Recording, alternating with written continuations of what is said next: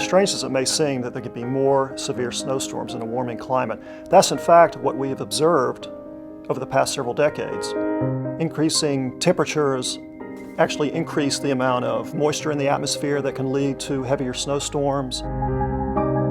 Reductions in Arctic sea ice can actually have an impact on where storms form. It influences atmospheric patterns, which in turn influence where storms form, also the intensity of storms. Other factors such as reductions in ice on the Great Lakes can lead to heavier lake effect storms.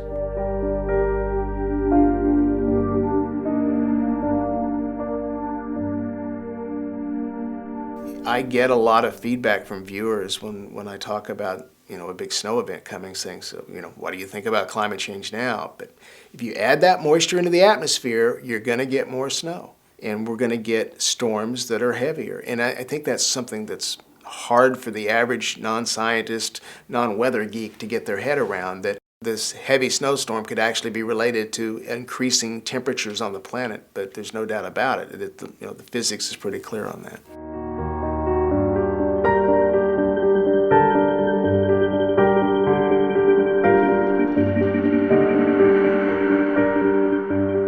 So as the climate warms, we expect there to be fewer snowstorms overall and less seasonal snowfall, as a general rule. However, we also know that severe storms can form in even the mildest winters.